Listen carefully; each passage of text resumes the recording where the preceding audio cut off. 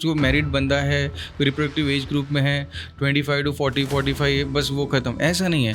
Even old age people can need andrology support, क्योंकि उनको with time उनके जब टेस्टोस्टेरोन लेवल्स कम होते हैं, उनकी बोन हेल्थ डिटोरेट होती है, उनका सेक्सुअल अर्ज कम होता है। So we can not tell कि हाँ भाई 50 ईयर्स के ऊपर हो गए, अभी आप सेक्स नहीं कर सकते, ऐसा नहीं है। पीपल कम टू मी, वो उनको मेस्टरबेशन करने के बाद उनको लगता है पता नहीं क्या गिल्ट कर लिया मैंने बचपन में, they are into depression. Medically terms में जो प्रीमेच्योर इजैकुलेशन है, इस इंट्रावेजाइनल अगर आप टाइम 3 मिनट्स अगर आपका है, so that is more than enough. जो आजकल की जनरेशन की गर्ल्स हैं या जो वुमेन हैं, वो उतनी समझदार हैं, they do understand that these problems are there, they are common. तो वो काउंसल करते हैं, बात करते हैं, और reassurance from a female partner is very much important. She can file for a divorce if the person is important, that is उसको erectile dysfunction है, अगर इरेक्शन नहीं हो रहा है, she can definitely file for divorce. तो दोस्तों, आज का पॉडकास्ट बाकी सारे पॉडकास्ट से बहुत स्पेशल होने वाला है, क्योंकि इस पॉडकास्ट में हम खुलकर बात करेंगे एक ऐसे टॉपिक पर जिस पर लोग अक्सर छुपकर बात करना ही प्रेफर करते हैं। No one talks about it but everyone wants to know about it. क्योंकि दोस्तों, हमारे बेड टाइम इश्यूज सिर्फ बेड तक नहीं है, इसका हमारी ओवरऑल लाइफ पर एक बहुत मेजर इम्पैक्ट पड़ता है। So now is the time that we talk about it. And for that, we have a very special guest with us, Dr. Gaurav Sharma, who is a very renowned urologist and andrologist. And now, without wasting any time, podcast शुरू करते हैं.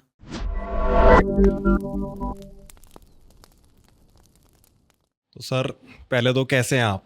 I am fine, मैं ठीक हूँ बिल्कुल। The reason why I'm asking this is क्योंकि last 2 month से हम we were trying to plan to shoot this podcast, but कभी रात को 11 बजे, कभी सुबह 8 बजे, इन द मीन वाइल आपका दिन ही शायद पूरा स्किप्ड रहता है। तो where are you so busy? I mean, हर एंड्रोलॉजिस्ट इतना ही बिजी होता है, या what exactly is your schedule sir?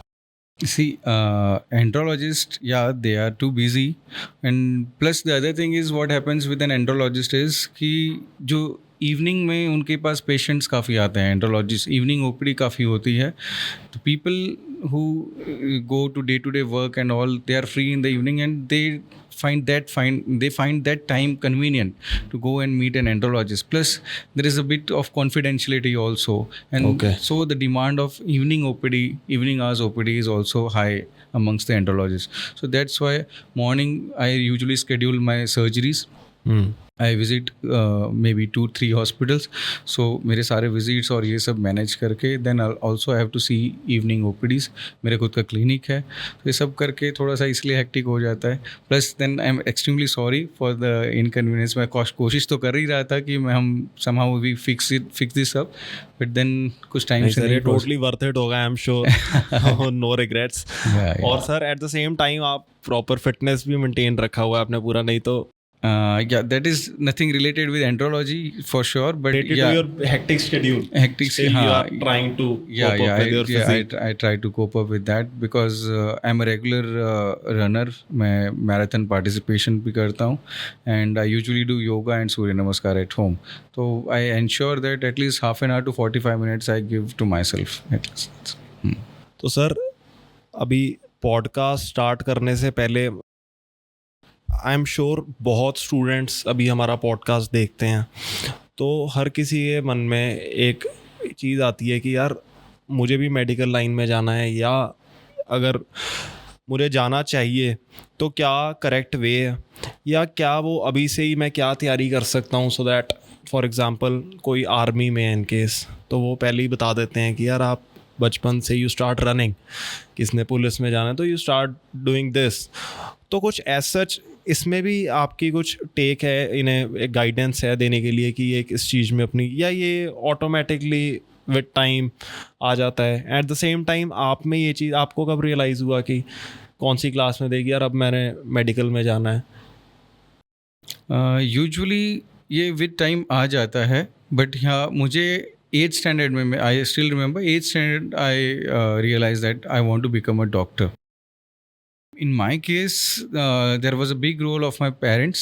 because they really wanted me to be into that, and that's why they initially they उन्होंने काफ़ी मुझे काउंसिल किया, काफ़ी ये कि हाँ यार ये ऐसी ऐसी चीज़ें हैं, तो this is how it goes with a doctor. तो मुझे उस समय से थोड़ा सा था, I was bit inclined. Plus there were couple of family doctors as well जिनसे मैं काफ़ी मिलता था और मुझे उनका काम, उनका प्रोफेशन काफ़ी अच्छा लगता था. तो I got inspired from them. तो that was a case in my this thing. But usually मेरे बाकी भी कलीग्स हैं जिनसे मेरी बात होती है, जिनको मैं जानता हूँ पर्सनली, तो मेजॉरिटी में ऐसा कुछ नहीं है. विद टाइम दे रियलाइज़ कि हाँ हमें इस फील्ड में जाना है, and plus their inclination towards biology में इनका inclination is one major factor कि if you are good in biology only then you can pursue this thing, otherwise it becomes very tough at times. Okay. तो वो एक बहुत ही basic चीज़ होती है कि उसमें अगर आप ठीक हो तो ही आप आगे. And plus you have to be good in studies of course. ऐसा नहीं if you are coming last in the class and then you say कि नहीं मुझे डॉक्टर बनना है, ऐसा नहीं होता है. So you have to be good in studies. तो विद टाइम आपको पता चल जाता है कि हाँ आप कर पाओगे और फिर आप उसमें जाते हो. And otherwise you are just fooling yourself. हाँ, otherwise you are just, because पढ़ाई तो बहुत करनी पड़ती है. मेरे सर्कल में बहुत फ्रेंड्स हैं जिनके मॉम डैड मेडिकल लाइन, मतलब बैकग्राउंड, फैमिली बैकग्राउंड वही है, तो उन पर एक प्रेशर है उस चीज़ का, है ना. बट अगेन आधे वो कर नहीं पाए मेडिकल, या अब जो कर रहे हैं वो उस पैशन से नहीं कर रहे हैं. They are just stuck in that thing, वो जो लूप घर पे एक चल रहा है. तो ये सर अभी भी है, आपको लग रहा है ये चीज़ हो रही है? ये डेफिनेटली है. और मेरा पर्सनल सजेशन इस चीज़ में ये रहेगा कि never pursue any career for that matter under some pressure. And specially medical field तो बिल्कुल भी नहीं है उस चीज़ के लिए, क्योंकि parents need to know this thing. Exactly. See ऐसा नहीं है कि डॉक्टर है तो डॉक्टर का बच्चा डॉक्टर ही होगा, ऐसा कुछ नहीं. See every mind is a free bird. तो जो उनको करना है लेट देम डू. फोर्सफुली तो कभी नहीं हो सकता. एंड देन योर एस्पिरेशंस कि आप एक्चुअली चाहते क्या हैं. बिकॉज कुछ लोगों को जैसे मैं पूछता हूँ, you won't imagine in our batch when we passed our +2, that is 12th standard, हमारे बैच में 6 डॉक्टर्स थे. हम टोटल 6 ही लोग डॉक्टर्स थे. It was a batch of around 150 students, but हम सिर्फ 6 लोग हमारे बैच के. Which place? महाराष्ट्र में एक प्लेस, औरंगाबाद. सो वहाँ पे 6 people only we got into medical stream. And but more than 70 people wanted to go in medical stream amongst 150, but only 6 could achieve that. But 5 years down the line, my younger brother, उसका अभी मैं 12th stand का result लेने I went to the school. So that time I just casually I asked all his colleagues कि आप क्या बनना चाहते हो क्या. You won't believe me, not a single one told me that we want to become a doctor. सी इतना difference है. और कितनी पुरानी बात है ये अभी? ये देखो, I got selected in MBBS in 2004 and my brother he finished his 12th standard in 2009. Okay. So almost 15 years back की बात है. The thing is he saw my efforts during my MBBS. तो उसके फ्रेंड्स भी आते थे, देखते थे, तो उससे उन्हें लगा कि नहीं यार this is something which we can't do it. So एक होना है एक्सपीरियंस, हाँ मुझे डॉक्टर बनना है, लेकिन एक होना है प्रैक्टिकल रियलिटी कि उसमें क्या क्या चीज़ है, कितना एफर्ट्स डालना पड़ेगा. So you should be well aware with whatever efforts you have to go through, what struggles are there in this. You should be aware of that and then you choose what you want to be exactly, and never do anything under any pressure. Especially I'll appeal to all the parents that they should never pressurize their children to go into this thing, because what happens is, एक और चीज़ इसमें मैं थोड़ा सा इसमें detail में मैं describe करना चाहूँगा. कुछ कलीग्स थे जैसे वो MBBS, during MBBS also, after MBBS we need to pursue a post graduation. तो by the time we do post graduation 22 years तक MBBS internship, and then when we try to pursue उसमें entrance exam होता है, it is also very tough. So by the time we do post graduation we are already, मतलब अच्छा खासा as निकल जाता है, 27-28 वैसे ही हो जाता है. सो सेम टाइम जो +2 के बाद या 12th स्टैंडर्ड के बाद जो हमारे कलीग्स होते हैं जो इंजीनियरिंग में जाते हैं या any other, they already start earning and they Saturday Sunday they will enjoy. They will have parties and everything. They will post their pictures on. Sir sorry but ये एक ऐसी एज होती है किसी का मन नहीं करता पेरेंट्स से पैसे मांगने का. Exactly. तो वो चीज़ होती है. तो हमें वो भी नहीं है कि कई बार पैसे भी मांगने पड़ते हैं और इतने लेट तक. So that adds on to your frustration at times कि यार क्या वो कहाँ से कहाँ जा रहे हैं. हम लोग अभी पढ़ाई करते रहते हैं। सो ये सारी चीज़ें आपको बीच बीच में आएंगी। Challenges your mindset, I suppose. Mindset. तो अगर आप डिटरमाइंड हो कि नहीं मुझे बनना है और मेरे को, you have some long vision कि मेरे को वहाँ जाना है, तभी आप उसमें सस्टेन कर पाओगे, because it's a long journey. ऐसा नहीं है कि बस आपने 4 साल MBBS कर लिया अब बात खत्म, ऐसा नहीं है। उसके बाद It's a सर long आगे journey। और फिर डेडिकेशन है। बहुत डेडिकेशन। कई लोग उसमें बीच में टूट जाते हैं, कई लोग MBBS के बाद टूट जाते हैं, कई लोग MBBS में सिलेक्ट नहीं हो पाते, जो सिलेक्ट हो गए MBBS में टूट जाते हैं। MBBS का समहाउ किसी ने पोस्ट ग्रेजुएशन कर लिया तो उसमें किसी को अपने मनपसंद का नहीं ब्रांच मिला, ही और शी डजंट लव इट, तो फिर वो अलग कुछ चूज़ कर लेते हैं, कोई IAS फील्ड में चले जाता है। I have seen many doctors who have done MBBS and even PG and then after they have changed, they have prepared for civil services and so this is also very common. So मेरा ऐसा मानना है कि आपका mindset पहले से prepared होना चाहिए। इसमें डेफिनेटली पेरेंट्स का गाइडेंस और आपकी कंपनी कैसी है, आपके फ्रेंड्स कैसे हैं, वो बहुत डिपेंड करता है। And then how your attitude is towards life. आप चैलेंजेस ले सकते हो उस तरह से, जब आपके बाकी के सब आपके फ्रेंड्स और वो दे आर अर्निंग, आप वो सब चीज़ सोच सकते हो कि हाँ यार मेरे को अभी मेहनत करनी है, डिटरमाइन होना है। तो ये सब चीज़ें मैटर करती हैं। और सर ह्यूमन बॉडी इतनी कम्प्लेक्स है। अब जैसे इंजीनियरिंग में तो पता है कि एक गाड़ी है, फॉर एग्जांपल मैकेनिकल इंजीनियरिंग, 100 की स्पीड पे बजेगी, ये क्रश हो जाएगा, ये इसके कॉन्सिक्वेंसेज हैं। पर यहाँ आपको 100% केस स्टडी आपके सिलेबस में भी नहीं हो सकती, क्योंकि human body itself is so complex कि शायद आज भी आपको सर कितना सर प्रैक्टिस करते हुए कितना ईयर्स हो गए अभी? More than 15 years. Till new cases आते होंगे सर? हमेशा न्यू वो 100% केस स्टडी तो है ही नहीं ना सिलेबस में भी, तो वो अगर पैशन नहीं है आप कहाँ से उसका सोल्यूशन निकालोगे? सोल्यूशन बिल्कुल, यू गेट बोर्ड। अगर आप में पैशन नहीं है ना, आप प्रैक्टिस से बोर हो जाओगे। क्या चल रहा है, एक तो पढ़ाई से बोर हो जाओगे, पढ़ाई के बाद व्हेन यू स्टार्ट प्रैक्टिसिंग उसमें बोर हो जाओगे। अगर आप में पैशन नहीं है नई चीज़ें देखने का, नई चैलेंजेस एक्सेप्ट करने का, तो फिर यू विल बहुत जल्दी आप टूट जाओगे। तो सर मैं अभी बहुत ऑनेस्टली बताता हूँ, मुझे फर्स्ट टाइम आपसे ये टर्म पता चली थी, एंड्रोलॉजी। और फिर आगे मैंने जिन्हें बताया है कि मेरा अभी पॉडकास्ट होना है एंड सो, तो उन्हें भी आगे मुझसे ही फर्स्ट टाइम पता चली थी। तो नॉट दैट कि जो कुछ कवर हो रहा है इस टर्म के अंदर एज वी डिस्कस, तो वो ऑब्वियसली बहुत इंपॉर्टेंट है वो चीज़ है, but why is this term so new? Is it that India में बहुत लेट आई ये चीज़, या क्योंकि सर डेंटिस्ट, साइकोलॉजिस्ट और अपने ऑर्थो, कार्डियो, ये सारा हमारे आसपास ही हमें रोज़ सुनने में आ रहा है। बट ये मैं I am being really honest, ये मैं अपने एक्सपीरियंस से बता रहा हूँ। My dad being into medical line, मुझे नहीं पता था एंड्रोलॉजी का। तो ये सर क्या रीज़न क्या है? अभी अवेयरनेस थोड़ी सी कम है इस टर्म की। नॉट दैट यूरोलॉजिस्ट का नहीं पता किसी को या सेक्सोलॉजिस्ट का पता है, बट देन व्हाई सो? या एंड्रोलॉजी न्यू टर्म है, it's not a new term basically, काफ़ी पुरानी टर्म है, लेकिन हाँ ये कॉमन पब्लिक आप में। मेडिकल लाइन में हो तो आपको बहुत यूजफुल लग रहा होगा, बट मैं आपको एक आम लोगों के पर्सपेक्टिव से बता रहा हूँ, तो ये मैंने फील किया, तो I wanted to ask you this कि सी मेरे को भी मेडिकल फील्ड में आने के बाद now it may be a old term for me, but then even in MBBS we were not aware about that कि एंड्रोलॉजी करके कोई। see even after MBBS, even after doing MBBS, then we realized that yeah it's a separate branch, it's something to deal with a urologist, or we can directly pursue after general surgery, something like that. So andrology एक ऐसी चीज़ है जो ये नई नहीं है, it's पुरानी, बहुत काफ़ी ओल्ड है। The thing is common public में इसका अवेयरनेस इस टर्म का नहीं है। So andrologists are basically people who deal with men's health. Andro is a term for like gynae.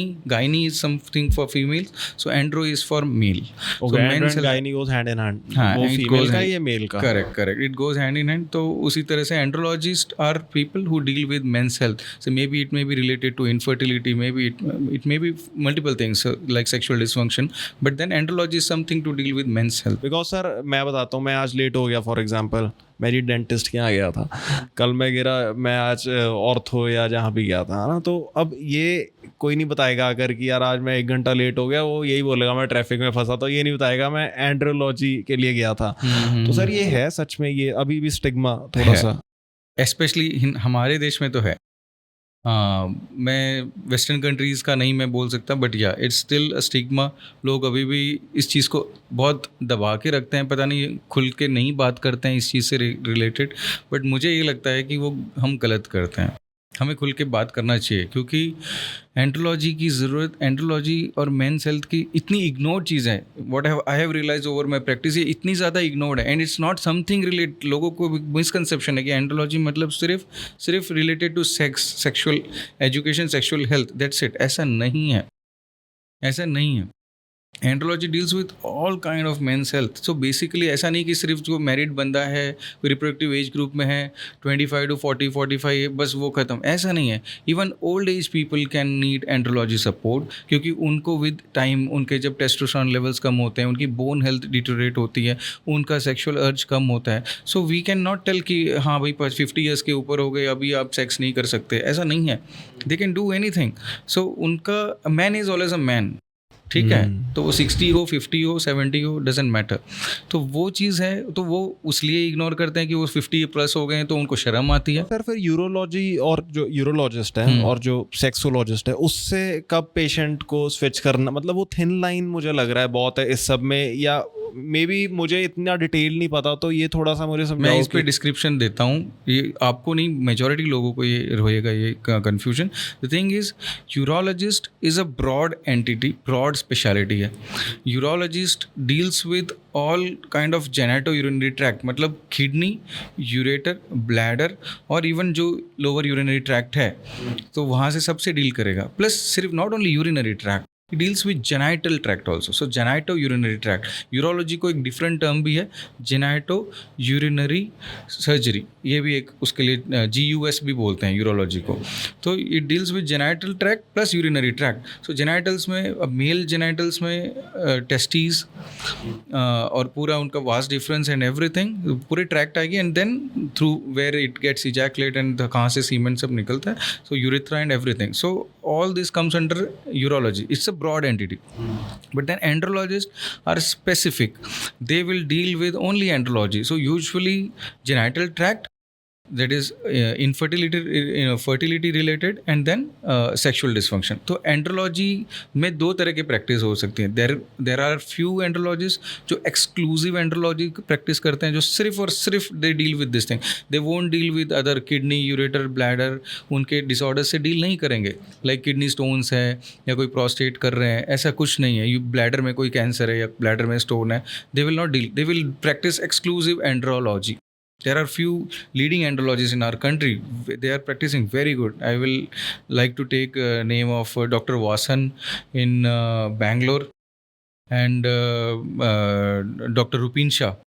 He's big name. He's like a god in andrology. So we all have learned from him. So he practices in Mumbai. So there are a lot of exclusive andrologists now, but then majority of them, they usually do mixed practice like a urology plus they will also do andrology practice as well. So ये भी एक concept है. And there are few people who don't do andrology, they will exclusively do urology because they don't get that much time to go into andrology. See, andrology is something you need time. You need patience. ऐसा नहीं है हाँ एक kidney stone है, एक लिख दी दवाई, pen है, बताया, इतना नहीं. Andrology is something you need to read the mind of that patient. उनको टाइम लगता है उनके अंदर से वो निकालने के लिए कि हाँ यार मेरे को ये प्रॉब्लम है. पहली बात तो वो आके बात भी करने के लिए टाइम लगता है. सो आप ओपीडी में 5 मिनट में 5 पेशेंट नहीं देख सकते. You have to give time. कभी कभी तो 1-2 घंटा भी एक ही पेशेंट से counselling. It is so sensitive. अभी बाकी उसमें क्या होता है कि जी मैंने एक्सरे निकाला, ये डॉक्टर से मेरी दर्द नहीं गई, चलो दूसरा देखो, विंडो शॉपिंग. हाँ, अब इसमें सर ये बहुत सेंसिटिव चीज़ है और आई सपोज पेशेंट भी वो चीज़ चाहेगा कि यार अगर मैं ऑल द वे इतना दिल करके और इतना मन बना कर आया हूँ एक डॉक्टर के पास, तो मुझे ये पूरा 100 या 200% ही दे. तो ये भी एक रीज़न है सर. एग्जैक्टली. प्लस मैं तो बोलता हूँ कि पहली बात, स्पेशली इन आवर कंट्री, जब कोई एंड्रोलॉजी के पास मिलने आता है, कोई बात करता है, first thing we should appreciate is confidence, is courage कि वो एटलीस्ट आया और अपने बात कर रहा है, अपने प्रॉब्लम से रिलेटेड बात कर रहा है. क्योंकि ऐसे नहीं होना चाहिए. People should not hesitate. पर है हमारे somehow we should accept the reality. तो कोई आ रहा है तो that means we should understand his plight कि उसमें उतनी करेज है, वो आके अपना बता रहा है and we should try to help him. हम तो मैं वही कोशिश करता हूँ कि उनको उनका बेस्ट दूँ. So it needs time. We should read their mind. उनको टाइम लगता है उनकी बातें उनसे निकलवाने के लिए, क्योंकि वो हर चीज़ नहीं बताएंगे, वो बहुत सोच समझ के बताएंगे. Sometimes the people will come alone और they might come with their partner. तो यूजुअली ऐसे रहता है, बट हाँ they would like to keep that thing very confidential, ये चीज़ रहता है. So we have to maintain that is the crux of our practice of andrology, कि कॉन्फिडेंशियल रखना पड़ता है कई बार. सर अभी एक चीज़ मेरे समझ में नहीं आ रही, हम कभी भी रोड साइड देखते हैं जैसे बाबा बंगाली ये वो, मुझे अभी ये डाउट नहीं है कि ठीक है क्या कितना ऑथेंटिक है क्या नहीं, पर वाई ऑलवेज मेल्स, गुप्त रोग ये वो सारे ये मेल से रिलेटेड ही क्यों है, या जेन्युइनली मेल का ही प्रॉब्लम है 70%, या मतलब आपने भी सर देखा होगा जितनी होर्डिंग्स लग रही हैं सारा इनका मेन टारगेट ये मेल्स को ही क्यों कर रहे हैं? ये आप किस रिलेटेड बात कर रहे हो? You are talking about only infertility related और you are talking about sexual dysfunction? Sir ये दोनों हो सकते हैं, क्योंकि दोनों में से कुछ भी हो सकते हैं, क्योंकि मेरे ग्रैंड पेरेंट्स हैं ग्वालियर में, तो I use to take a train from Mohali to Gwalior, तो it was around 8-9 hours of journey. तो रास्ते में विंडो साइड पे बैठकर बाहर ही ध्यान होता है, तो थ्रू आउट जैसे जैसे सिटी चेंज होती है ऐड नहीं चेंज होती सर, लैंग्वेज चेंज होती है सिर्फ, और कहीं भी फीमेल को नहीं टारगेट किया जा रहा, हर जगह मेल्स के लिए वो सुविधा है. तो पहली चीज़ तो वो ऑथेंटिसिटी, दूसरी चीज़ वाई ओनली मेल्स फिर फीमेल्स का भी, तो अब हम पैर टूट गया उसकी बात करते हैं तो जी वो 10वें फ्लोर से या थोड़ी सी हाइट से दोनों गिरेंगे, दोनों पर उतना इम्पैक्ट ही आएगा. पर इस चीज़ में फीमेल्स के लिए क्यों नहीं दिख रहा है, या फीमेल्स को कम प्रॉब्लम होती है? ऐसा नहीं है कि फीमेल्स को कम प्रॉब्लम होती है. See as far as we are talking about infertility, तो इनफर्टिलिटी का इंसिडेंस दोनों में सॉरी इक्वल सर, है. बट ये शायद ज़्यादा सेक्सुअल उससे रिलेटेड ही है ये सारी. जो आप एड्स देखते हो they are more related to sexual this thing, but I talk about both. Infertility basically has equal incidence, दोनों में मेल फीमेल में ऐसा नहीं है, तो इक्वल इंसिडेंस रह सकता है. इन ऑलमोस्ट 35 to 40% दोनों कॉन्ट्रीब्यूटिंग रह सकते हैं, इन both of them might have problem, but usually mail factor रहता ही है 30 to 40% में. 30 to 40% में एक्सक्लूसिव फीमेल फैक्टर रहता है, and sometimes there will be problem in both of them. So this is about infertility.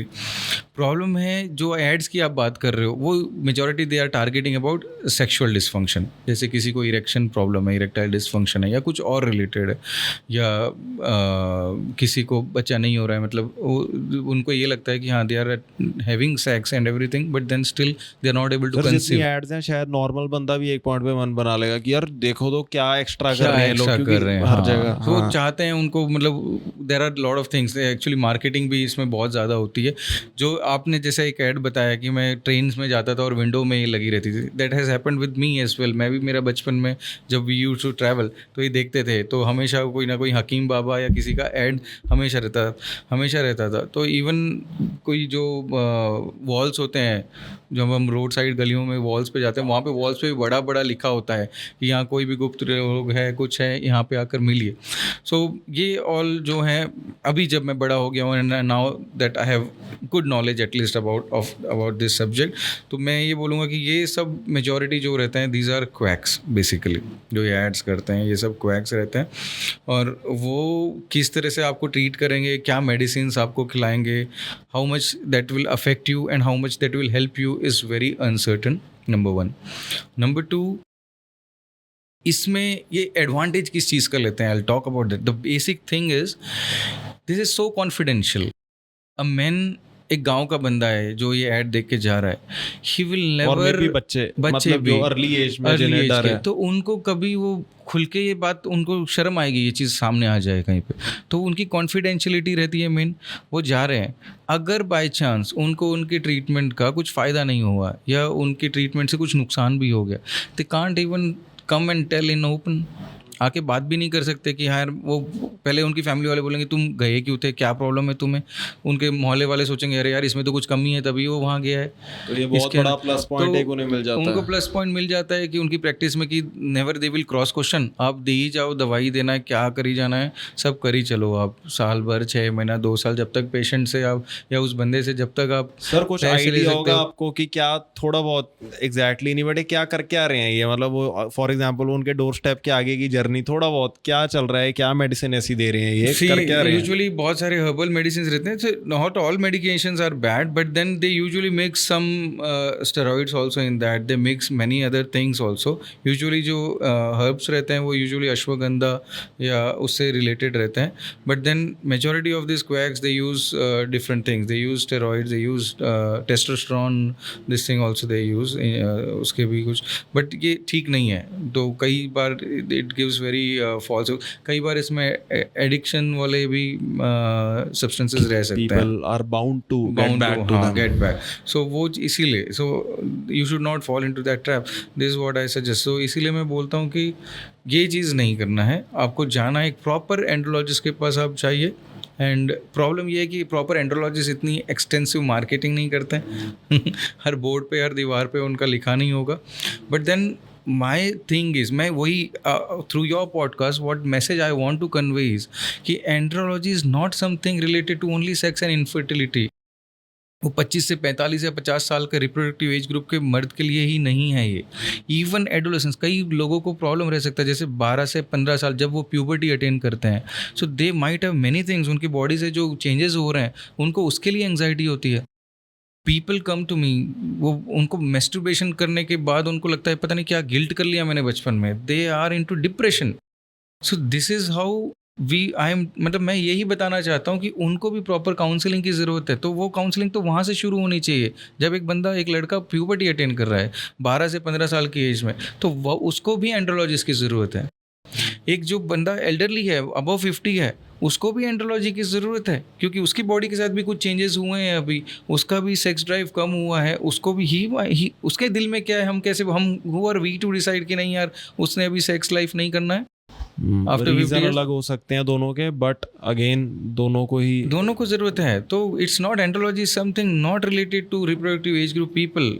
Infertility और sexual dysfunction सिर्फ इसीलिए नहीं, और भी बहुत चीज़ें जो उनकी बॉडी के साथ चेंजेस हो रहे हैं, जो उनके मूड में चेंज हो रहा है, उनके हार्मोन लेवल्स में चेंज हो रहा है, उनकी ड्राइव में चेंज हो रहा है. तो वो सब चेंजेस के बारे में जो उनकी एंग्जाइटी है, वो जानने के लिए उनको एक बार एंड्रोलॉजिस्ट से मिलना चाहिए.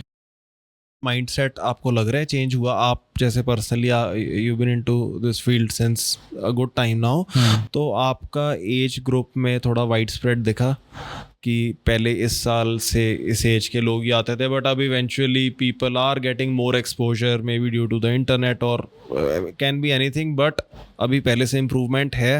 Are kids trying to reach you, या वो 45-50 से ऊपर वाली जो मेल्स की एज ग्रुप है वो रीच आउट कर रहे हैं? नहीं, definitely there is change, and of course I will give the credit to social media and internet. काफ़ी इतना एक्सटेंसिवली जो लास्ट 15 ईयर्स में जो डेवलपमेंट हुआ है उसी कारण से, क्यों अभी आ रहे हैं यंग बच्चे भी आते हैं इवन, एंड एल्डरली भी आते हैं. But then what I feel is all these are from a good education class people. जहाँ पे अभी भी एजुकेशन नहीं है, जिस पॉपुलेशन में, जिस मास मीडिया में, जिस लोगों में ये अभी भी नहीं है, एजुकेशन का लैक है, वो लोग अभी भी नहीं आते हैं, वो नहीं आएंगे. तो जैसे आप रूरल एरियाज़ में देख लीजिए, वो नहीं, वो तो यार सिंपल, अगर सर्दी खांसी भी होगा तो भी 10 बार सोचेंगे कि जाना है कि नहीं डॉक्टर के पास. Forget about going for these things कि कुछ सेक्सुअल प्रॉब्लम. इससे ही एक बात बताओ, आपके बैचमेट भी रहे हैं काफ़ी जो इधर से निकले हैं, कभी साथ में बैठते होगे, तो कोई अभी स्मॉल टाउन में प्रैक्टिस कर रहा है, कोई आप बहुत सारे एक फ्रेंड्स गुड हैं. सिटी में कर रहे हो, तो आपस में डिस्कशन तो होती होगी कि वहाँ का कैसे, क्योंकि आपका स्पेशलिटी सेम है, बट अप्रोच और type of people must be varying a lot, क्योंकि इंडिया तो आपको आता है हर 10-15 किलोमीटर बाद तो लोग, और लैंग्वेज बदल जाती है. तो सर इसका थोड़ा सा बताओ मुझे. है बहुत ज़्यादा difference in a rural setup and difference in a well developed वहाँ आई सिटी. सपोज सब कुछ फीमेल पर ब्लेम किया जाता है, जो मुझे पर्सनली नहीं पता, बट जितना मूवीज ने दिखाया है अब तक. वहाँ पे बेसिकली, चलो मूवी का तो बात अलग है, बट या there are technically lot of challenges in rural setup. Rural areas का माइंडसेट ही लोगों का नहीं है. उनको पहली बात तो ये प्रॉब्लम है, ये समझाना ही very difficult. So exclusive andrology practice is a very tough game. Acceptance बहुत हार्ड होगी, बहुत हार्ड. वो रूरल एरियाज में still I think it is next to impossible कि रूरल एरियाज में एक्सक्लूसिव एंड्रोलॉजी प्रैक्टिस करना इज़ वेरी टफ. क्योंकि वो एक्सेप्ट ही नहीं करेंगे। आपकी कोई ट्रीटमेंट भी आप दोगे, they will not accept that this is thing. तो there are lot of challenges. सिर्फ आप समझाना तो दूर है, वो तो बहुत आगे रह गया। अगर आप प्रॉपर ट्रीटमेंट भी दोगे, यू आर नॉट श्योर कि वो ट्रीटमेंट भी वो लेंगे या एक्सेप्ट करेंगे या नहीं। मॉनिटरी टर्म्स पे भी चैलेंजेस हैं, प्लस उनकी माइंड सेट, उनका acceptance for that thing, and they will never rear. क्योंकि एक बार उनका बैठ गया कि हाँ यार ये मेल में कुछ प्रॉब्लम है, तो सोसाइटी प्रेशर इतना ज़्यादा है, उनमें उनका प्रॉब्लम नहीं है, वो पूरा मास अवेयरनेस का ही इशू है वहाँ पे। वो So there is sir lot of- धीरे-धीरे, वो step धीरे by धीरे ही step। जाएगा। सी पहले अर्बन एरियाज़ में भी था, क्यों कहाँ हमारे कंट्री में कहाँ इतना अच्छा एक्सेप्टेंस था पहले। अर्बन एरियाज़ में कौन खुद के आके बोलेगा हाँ यार मुझे इरेक्टाइल डिसफंक्शन है।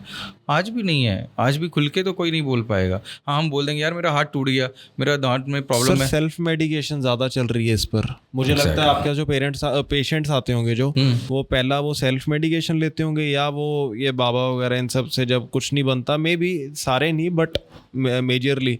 क्योंकि मेरा भी सर एक यंग एज में से मैं भी अभी निकला हूँ अपने टीन्स में से, तो ग्रुप में वो चीज़ें चल रही होती हैं तो बहुत लोगों को ऐसे लगता है। अच्छा स्ट्रेंज है, अभी रिसेंटली मुझे एज यू सेड अवेयरनेस बहुत है तो पता चला कि it's all in your head, not everything but I think majorly it is in your head which children in their teens fail to understand, और वो वहाँ से ही डाइवर्ट हो जाते हैं। It can be Viagra, it can be anything but, और वहीं से ही उनका ना वो बीच में एक्सट्रीम शुरू हो जाता है एंड दे फॉरगेट समवेयर कि व्हाट इज़ नॉर्मल।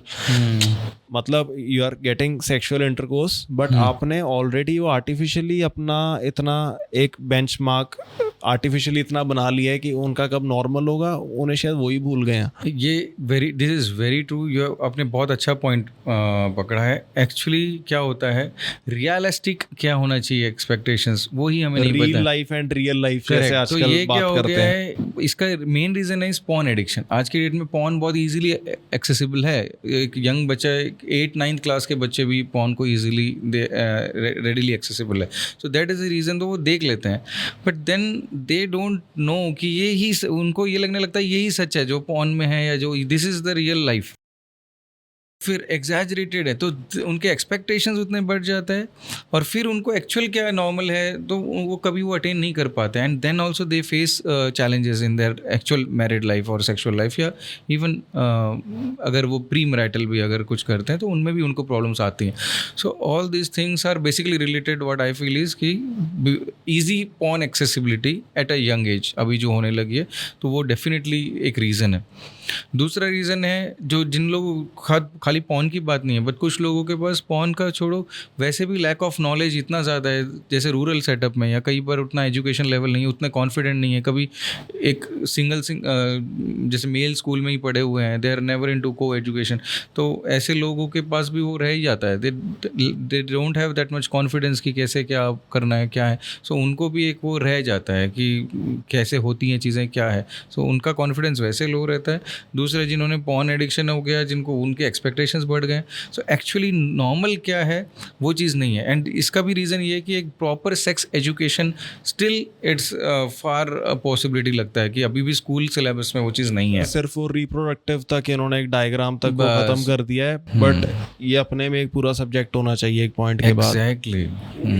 और स्कूल टाइम में ही होना चाहिए I feel, not beyond that. आगे तो चलो वैसे भी उनको काफ़ी चीज़ें वो लर्न कर लेते हैं। So we should not keep them कि हाँ यार अपने दोस्तों से सीख लेगा, या even parents can talk to their children, उल्टा वो ज़्यादा उनको अच्छा ये देगा।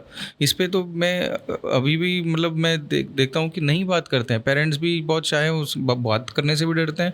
बच्चे तो डेफिनेटली फिर शर्माते हैं अपने पेरेंट्स से बात करने के लिए। So that should not be the case. Sir अब इसमें एक और फैक्टर है कि कभी किसी को ये बताया ही नहीं गया कि अब पीपल आर अनअवेयर कि 5 मिनट सही ड्यूरेशन है। हम ड्यूरेशन से बात करते हैं, कई लोग अपीयरेंस की वजह से बहुत ज़्यादा वो चीज़ मन में लगाई हुई है उन्होंने, बट आई थिंक उन्हें वही एक चीज़ जो मिसिंग है वही उन्हें अपने आप को सेल्फ जजमेंट बहुत है इस चीज़ में, वो करने लग जाते हैं। But as you are into this field now, तो आप मेल और फीमेल दोनों के पर्सपेक्टिव से और प्लस थर्ड पर्सपेक्टिव एक मेडिकल फील्ड के हिसाब से जो जेन्युइनली होना चाहिए, ये आप ज़्यादा क्लैरिटी दे सकते हो इस पर। तो पहले तो सर ड्यूरेशन की हम बात करते हैं, ये इतना बड़ा मुद्दा है जितना अभी बना हुआ है। और अगर होगा भी तो इसके क्या कितनी पॉसिबिलिटीज़ हैं, या you must be getting some cases due to this, और क्या अभी मेडिकली इसमें सोल्यूशन आ गए हैं? क्योंकि आधे लोग तो यही वरी रखते हैं ना कि यार व्हाट इफ़ मुझे कोई प्रॉब्लम निकल आए और उसका कुछ इलाज ही नहीं है, फिर क्या करेंगे? अभी तो फिर भी एक होप है कि वायरा ले ली, कुछ कर ली, एक होप है कि लास्ट होप इज डॉक्टर जब जाएंगे, but then I think they think कि अब डॉक्टर के पास जब गए और वहाँ से कुछ होप ही नहीं मिली, तो फिर तो सर इसमें अब बताओ, क्योंकि मेडिकली कुछ तो इसमें भी इम्प्रूवमेंट्स आई होंगी आई सपोज। डेफिनेटली बहुत इम्प्रूवमेंट्स हैं, ऐसा कुछ नहीं है। द थिंग इज इसमें दो तरह की चीज़ें हैं। एक है कि सिंपल इनको इरेक्शन का कुछ प्रॉब्लम है, दूसरा इनके टाइमिंग का कुछ, जिसको हम प्री मैच्योर इजैकुलेशन बोलते हैं। So actually majority of the times what we have see, मैं सिर्फ मेरी बात नहीं कर रहा हूँ, मेजॉरिटी एंड्रोलॉजिस्ट जो प्रैक्टिस करते हैं और जो उनके लिटरेचर से जो भी हमें पता चलता है कि majority of the times it's not pre mature ejaculation, वो सिर्फ सब्जेक्टिव है।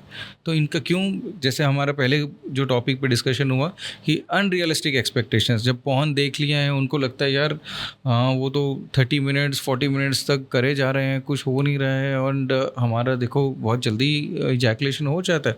So they start comparing, they start judging themselves.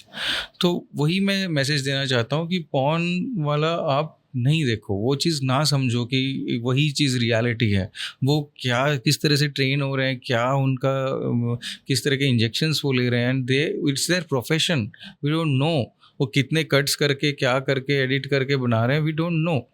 तो उनकी चीज़ें ना देखो। प्लस व्हाट मेडिकली टर्म्स में जो प्री मैच्योर इजैकुलेशन है, इस इंट्रावजाइनल अगर आप टाइम 3 मिनट्स अगर आपका है, so that is more than enough. So 3 minutes तक का अगर रहता है तो मोर देन इनफ है। तो ऐसा नहीं है कि वो टाइमिंग आपका कम है, आप अगर 5 मिनट भी कर रहे दैट इज गुड इनफ। तो मेडिकली अगर 3 मिनट से सर कम है then it is considered as, फिर भी अगर उसमें भी कई डिफरेंट तरह की चीज़ें आ जाती हैं, ठीक है, इसमें अलग अलग टर्मिनोलॉजीज हैं, चलो हम उतने डिटेल में नहीं जाते हैं, बट देन हाँ आप ब्रॉड वे में देख सकते हो कि 3 मिनट से कम है तो आप देख सकते हो कि हाँ you might be having that, but then still I am telling it's not up to कि एक बार बस 3 मिनट से कम हो गया तो आपको प्रीमेच्योर इजैकुलेशन, ऐसा नहीं है। Timing is something which is variable. Ejaculation का जो टाइम होता है वो वेरिएबल है। एक पर्सन भी, एक सेम पर्सन भी एवरी टाइम इट्स नॉट कि हाँ भाई 3 मिनट पे ही हो गया तो 3 मिनट पे ही हर बार होगा, ऐसा नहीं है। कभी 5 मिनट होगा, कभी 7 मिनट होगा, कभी 10 मिनट होगा, कभी 1 मिनट भी हो सकता है। सो इट डिपेंड्स ऑन किस तरह का आपका थ्रेशोल्ड है, क्या है। So every person who is having less than 3 minutes, तो जरूर नहीं कि वो प्रीमेच्योर इजैकुलेशन ही हो। So there are lot of things into that. तो वो आके कई बार होता क्या है, एक बार हो गया वो टेंशन में आ जाते हैं, that adds on to their problem. वो दूसरी बार भी वो और सर फिर वो साइकोलॉजिकल ज़्यादा बन जाता है, साइकोलॉजिकल ज़्यादा बन जाता है। और most of the times they what they need is just proper counselling. सिर्फ प्रॉपर काउंसलिंग से उनका प्रॉब्लम सॉल्व हो जाता है। आप एडवांस ट्रीटमेंट की बात कर रहे हैं, वो तो बहुत लेट है, वो तो किसी किसी को ही ज़रूरत पड़ती है।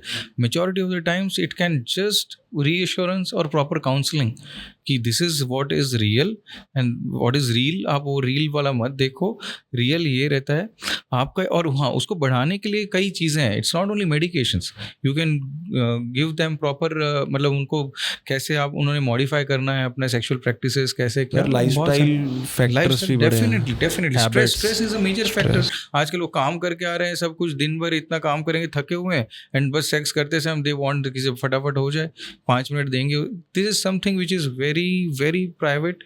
आपको इसके लिए टाइम देना चाहिए। ऐसा नहीं कि ये बस आपने कोई टूथब्रश किया for the sake of doing कर रहे हैं, ऐसा नहीं, जस्ट फॉर सेक, ऐसा नहीं। You should enjoy that, that's it.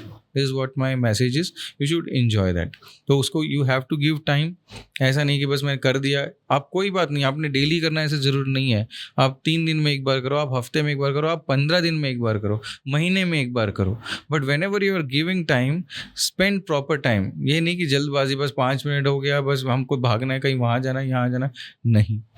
You should spend time. I think some boys they fail to interact or discuss this with their partners. यहाँ I think partners का भी उतना equal role है कि आप judgmental मत हो। मतलब वो पहला फैक्टर है ना, कोई भी ये चीज़ नहीं बात करना चाहता, they just ignore it, तो आधी प्रॉब्लम उससे भी शायद सॉल्व हो जाए, एक अंडरस्टैंडिंग डेवलप हो जाए, खुलकर वो चीज़ आप डिस्कस कर सकते हो। Exactly, ये होता है। देखो मैंने बताया कि फॉर मेल एंड फीमेल यहाँ पे बहुत मेजर डिफरेंस है। फीमेल को उनको प्रूव नहीं करना है इस चीज़ में, तो इसीलिए उनके ऊपर ये कभी बात नहीं रहती कि हाँ यार उनके अंदर को दे आर पैसिव पार्टनर, मी वो उनके लिए नहीं हाँ वैलिड। तो वो पैसिव पार्टनर हैं तो वो कभी भी उनको they don't have to prove कि हाँ यार हम अच्छा सेक्स कर सकते हैं, ऐसा नहीं रहता है। सो इसीलिए ये प्रॉब्लम हमेशा से ये बर्डन दिया गया है मेल्स पे कि हाँ यार आपको प्रूव करना है। बट देन वही चीज़ मैं क्या सारे एंड्रोलॉजी या इवन एक्चुअल जो रियलिटी ऐसे ही होना चाहिए कि वो बर्डन नहीं लेना है कि एंड लड़कियों को या फीमेल पार्टनर्स को इनफैक्ट कई बार अगर नहीं ठीक से इरेक्शन हो रहा है या नहीं इजैकुलेशन होता है, सो हमें एक तो इतनी करेज होनी चाहिए कि उनसे खुल के बात करें। और पार्टनर, आजकल की मेजॉरिटी गर्ल्स जो आजकल की जनरेशन की गर्ल्स हैं या जो वुमेन है वो उतनी समझदार हैं, they do understand that these problems are there, they are common. तो वो काउंसल करते हैं, बात करते हैं, और reassurance from a female partner is very much important. क्योंकि सिंपल एक ये बोल रहे हैं यार कुछ नहीं होता, सिर्फ इतना भी अगर पार्टनर बोल देते हैं दैट मेक्स द डिफरेंस। वो बंदे को जो डर लग रहा है, अंदर एंग्जाइटी है, वो सडनली उसका ठीक हो जाए, हाँ मेडिसिन जैसे ही। सो cooperation and reassurance from the female partner is very important।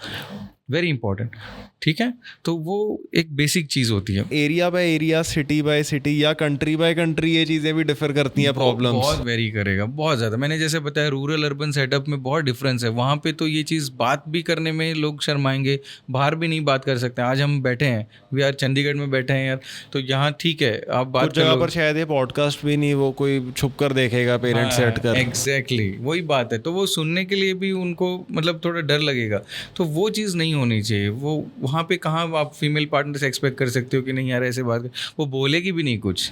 Forget about sir आपके पास आते हैं कुछ ऐसे केसेस जिसमें कोई मतलब एक्सक्लूसिव केस जो आपके एकदम, आपके तो क्या ही सर, हमारे लिए बड़ा डिफरेंट होगा। बहुत ऐसे एक्सेप्शनल केसेस बहुत ज़्यादा आते हैं जो मतलब लिटरली मैं एक चीज़ होती है नॉन कंज्यूमेशन ऑफ मैरिज करके एक चीज़ होती है, ठीक है। तो इसमें ऐसा होता है कि जहाँ पे एक्चुअली कभी पेनिट्रेटिंग इंटरकोर्स हुआ ही नहीं है। They got married, शादी के बाद नहीं कभी हुआ, लेकिन कभी इंटरकोर्स हुआ ही नहीं, पेनिट्रेटिंग इंटरकोर्स नहीं हुआ। तो उसमें ये रूरल सेटअप में यूजुअली होता है, बहुत कॉमन है। वो बताते भी नहीं है कि हो रहा है नहीं हो रहा है। लड़का ये बोलने से नहीं मतलब उसको इससे शर्म आती है कि मेरी बदनामी होगी, और लड़की अगर वो लड़की तो करती है तो नहीं बोलती कि अगला सोचेगा तुझे ज़्यादा पता है। हाँ, तो वो ये कुछ भी बोलते नहीं तो factor है। चलता है। तो हमने ये भी देखे केसेस जो even 5 years 7 years down the line जब बच्चा नहीं हो रहा है, सब कुछ उनका ये हो गया है, तब फीमेल के फैमिली वालों ने प्रेशर देने के बाद जाके पता चला है कि यार लड़के को ये प्रॉब्लम्स हैं, तो आज तक तो कभी पेनिट्रेटिंग सेक्स हुआ ही नहीं है। तो वो इतना दिन तक भी वेट करते हैं। तो दिस इज ऑल्सो थिंग कि ऐसे भी केसेस हैं जहाँ पे पेनिट्रेटिंग सेक्स हुआ ही नहीं है। तो ऑल थिंग्स और हर तरह की चीज़ें वेरिएशंस हम देखते हैं, तो इट्स वेरी कॉमन। हम बात कर रहे हैं, आप लोगों के लिए हो सकता है ये काफ़ी कम सुनी हुई चीज़ें हैं, कम देखते हो, बट ये बहुत कॉमन है हमारी सोसाइटी में। रूरल एरियाज़ में तो वो बात कर रहे हैं, वो जब बात डिवोर्स पे चली जाती है तब वो आते हैं मिलने के लिए एंड्रोलॉजिस्ट को या कंसल्ट करने के लिए आते हैं। बट अर्बन सेटअप में या definitely there is a big change. यहाँ पे माइंडसेट थोड़ा बेटर है, तो पीपल डू कम अर्ली, थोड़ा जल्दी स्टेज पे, और इनफैक्ट जल्दी ही आना चाहिए। Because if there is something which is treatable तो उसको टाइमली हम सॉर्ट आउट कर सकते हैं, and that marriage can be saved. नहीं तो कई बार इट लीड्स टू, फिर एक बार वो उस लेवल पे पहुंच जाए जहाँ पे फैमिली इन्वॉल्व हो जाए, एक बार जहाँ पे सिर्फ कपल इन्वॉल्व है ना, if they approach a doctor, they approach N andrologist, तो वहाँ पे चीज़ें सॉर्ट आउट हो सकती हैं अगर करेक्टेबल है तो। अगर नहीं करेक्टेबल है, वो फिर वो फैमिली पर तो जाती फिर है वो जी। ईगो इश्यूज पे आ जाते हैं। फिर इन्होंने कुछ उसको बोल दिया, वो लड़के को कुछ बुरा लग गया, उसको उसका ईगो पूरा सेल्फ एस्टीम की बात आ जाती है ऑब्वियसली। फिर वो एक बार हर्ट हो जाने के बाद it's very difficult for him to stay with that woman throughout his life. और वो वुमन तो ऑलरेडी उसको रिस्पेक्ट नहीं करती है, क्योंकि because he is not able to prove his this thing. Sir but बहुत स्ट्रेंज है, कोई लॉज नहीं कुछ नहीं, या इससे रिलेटेड इवेंचुअली कोई इनिशियल ईयर्स में कुछ आए हैं सामने नए लॉज किसी चीज़ को सपोर्ट करते हुए? से लॉज तो हैं, लेकिन जैसे जब तक खुद कपल नहीं अप्रोच करते हैं तब तक तो कोई कुछ नहीं कर सकता है ना। तो वैसे लॉज हैं, सी sterility is something, that is infertility is something which is not a ground for divorce, right? अगर एक मर्द अगर बच्चा नहीं पैदा कर पा रहा है, उसका स्पर्म काउंट कम है या और multiple It shouldn't be the only reason, but it can be. the female partner cannot file divorce if the husband is sterile, मतलब अगर वो बच्चा नहीं कर पा रहा है तो, but she can file for a divorce if the person is impotent, that is उसको erectile dysfunction है, अगर erection नहीं हो रहा है she can definitely file for divorce because that is her basic right. वो उसको चाहिए, तो ये लॉ है कि हाँ अगर इरेक्शन नहीं हो रहा है she can file for divorce. हर लोग मिसयूज़ करते होंगे कभी कभी इन लॉज का, आपके पास आते होंगे. मिसयूज़ करते हैं, बट देन इसमें प्रूव करने के लिए हमारे पास बहुत सारी चीज़ें हैं. तो इरेक्टाइल डिस्फंक्शन एक्चुअली है या नहीं है, दैट कैन बी टेस्टेड, ऐसी बात नहीं है. There are medication, there is medicine test होता है, देर आर इंजेक्टेबल टेस्ट हैं, तो that can be taken care of, वो प्रूव हो सकता है. तो आते हैं कई बार फॉल्स भी एलिगेशंस होते हैं. हाँ, फॉल्स एलिगेशंस भी होते हैं, दे डू कम. और आप टेस्ट करते हो उस हाँ, चीज़ टेस्ट का, करके हमें हमारा ओपिनियन देना पड़ता है इन दोज केसेस कि हाँ यार हमने टेस्ट किया, एग्जामिनेशन किया, ये मेडिकल टेस्ट था जो कोई एक मेडिसिन होती है, मेडिसिन से देखा, उससे नहीं हुआ तो हमने इंजेक्शन दिया और उसमें हमें ये फाइंडिंग मिली, हम ये हमारा ओपिनियन दे सकते हैं. हाँ, देन फिर बाद में वो कोर्ट डिसाइड करे कि क्या करना है, उनको डाइवोर्स करना नहीं करना, बट देन इसमें हमारा ओपिनियन मांगा जाता है. सर अभी रिसेंटली पीछे लास्ट मंथ की बात है, एक मुंबई में केस हुआ, you must have heard about it. वो किसी लड़की से रादर रिलेटेड था. She must be in her 20s I suppose, early 20s. तो उसे like I don't remember the exact term, और मेरे क्या काफ़ी लोगों के वो स्टोरी ऊपर से भी निकल गई होगी क्योंकि मुझे उस स्टोरी की इंटेंसिटी नहीं पता चली sir. This term was nymphomania.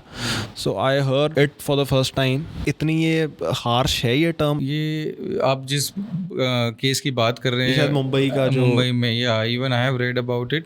Actually वो केस था एक 22 इयर्स गर्ल जो भाग गई है अपने बॉयफ्रेंड के साथ, और उसके पेरेंट्स ने उनके अगेंस्ट कि भाई इसको किडनैप करके ले गए, ऐसे एलिगेशंस लगाए हैं. मोलेस्ट किया था पहले बचपन में वो. But then when the police was investigating the case, they realized, they got a diary, उस बच्ची की डायरी मिली है और उससे पता चला है कि she is undergoing all this thing, this torture and intercourse since 6 years of her age. When she was 6 years, she was first time raped by her neighbour. उनके नेबर थे जो उनको 6 ईयर्स से कर रहे हैं.